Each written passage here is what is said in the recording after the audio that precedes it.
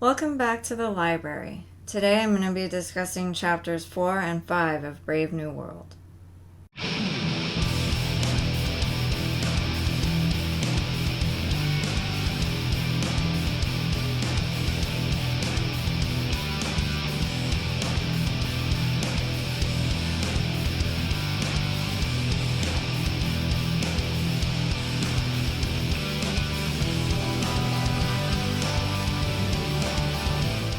Anyhow, she was publicly proving her unfaithfulness to Henry. This society values promiscuity over love and relationships. It's expected that a person sleep with multiple people, and it is looked down upon if a person forms attachments to anyone. I'm not on the dating scene, thank God, but I've heard various people say it's a nightmare. Everyone seems unwilling to be genuine, and no one wants to get to know anyone else for more than the time it takes to bang them. We've gone from an era of extreme prudency to an era of promiscuity. There's a rise in polyamory, where people don't commit to one person, so it makes it difficult for the single person who just wants to date one person and find out if they're compatible. There's also a rise in people dictating that others find them attractive. Fat acceptance, or the obesity glorification movement, claims if you don't date a fat person that you're fatphobic.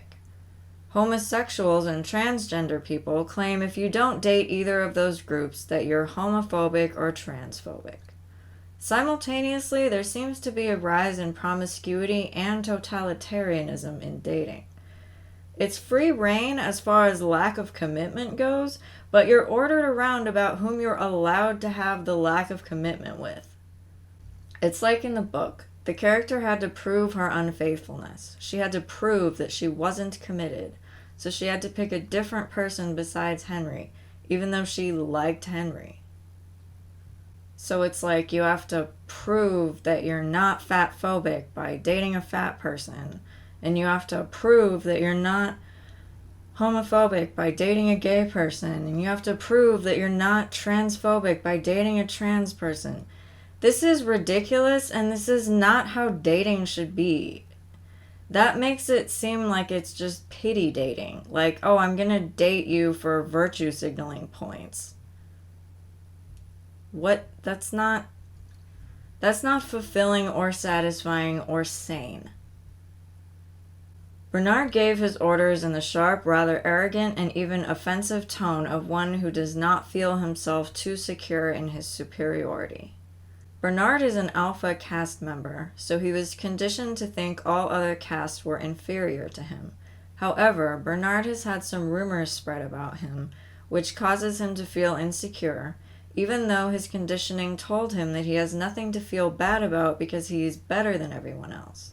This makes him have to put on an act all the time, projecting this air of superiority he knows he's expected to have.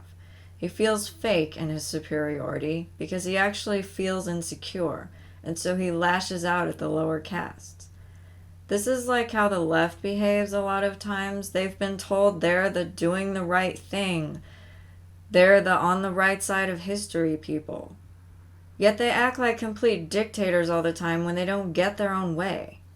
If they were secure about what they believed in, they wouldn't care that someone disputed them because they would be able to defend their position.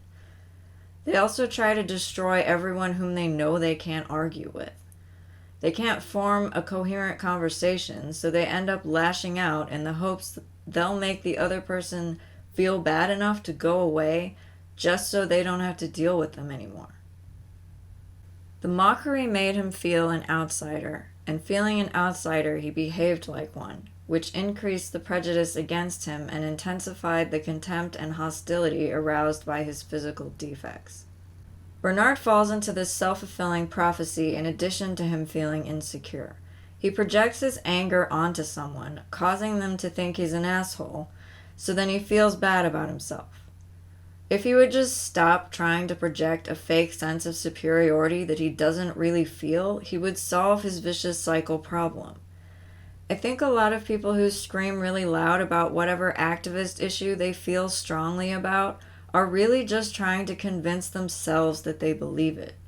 If they would just stop, take a step back, ask themselves if they really believe in the issue, and self-reflect, they could work on themselves and it would solve a lot of their problems. But of course, it seems no one wants to bother to do that. So we're left with whiny, screaming toddlers in adult bodies proselytizing to us through their keyboards and annoying the living daylights out of us. A mental excess had produced in Helmholtz-Watson effects very similar to those which in Bernard Marx were the result of a physical defect. What the two men shared was the knowledge that they were individuals. As depressing as this book is, as I have said before, this quote gives me hope.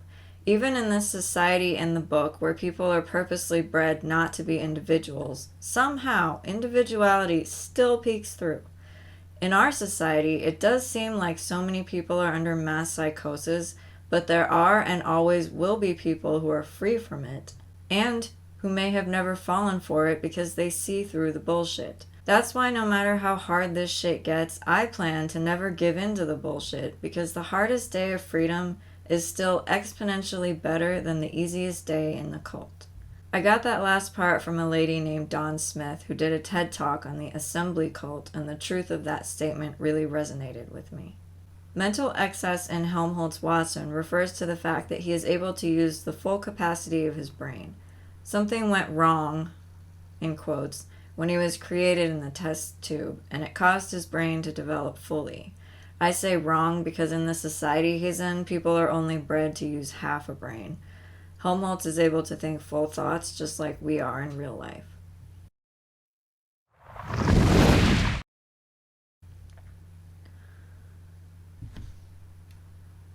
Everyone works for everyone else. We can't do without anyone. This reminds me of all the stupid slogans like, get the jab to protect everyone else, wear a mask to protect your neighbor. The last time I checked, vaccinations are supposed to protect the person who got them.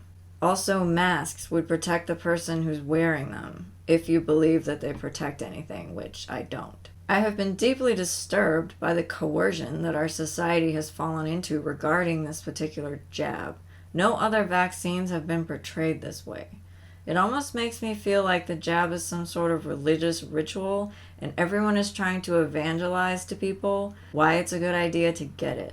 All these songs by weird musicians cramming this idea down our throats that it's a good idea. Good ideas don't need this much convincing to make someone believe that they're good ideas. If it was a good idea, it would be self-evident. Bottle of mine, why was I ever decanted? Skies are blue inside of you. The weather's always fine, for there ain't no bottle in all the world like that dear little bottle of mine.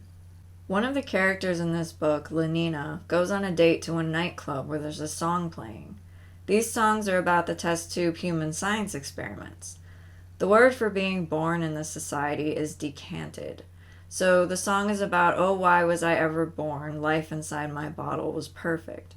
This reminds me of something I saw where a feminist was lamenting about why she was ever born and how she wishes she would have been aborted. Stop bringing these fucking kids into horrible fucking homes just because you're pro-birth! You're fucking stupid! And I wish I had been fucking aborted! Both the society and that feminist seem to have the same weird obsession with death that's typical of cults. I remember the sermons I used to attend in the cult where they would tell us how every current event that ever occurred was a sign of the end times. It's an incredibly disturbing mindset. Come greater being, social friend, annihilating 12 in 1. We long to die, for when we end, our larger life has but begun. Bernard goes to a solidarity service, which as far as I can tell is a church service. The attendants sit around a table and sing hymns toward a mystical being. They have a worshipping death mentality as well, since they're singing about longing to die. I remember the hymns in the cult I was in being geared towards singing about how worthless of a person I am while glorifying death, just like this is doing. Music is a very powerful instrument for mental stability. So constantly singing about death and worthlessness of the human self seems very damaging. We need songs about overcoming hardships and being grateful for the gift of life. rather than music that demeans and degrades us while trying to compel us to comply with bad ideas.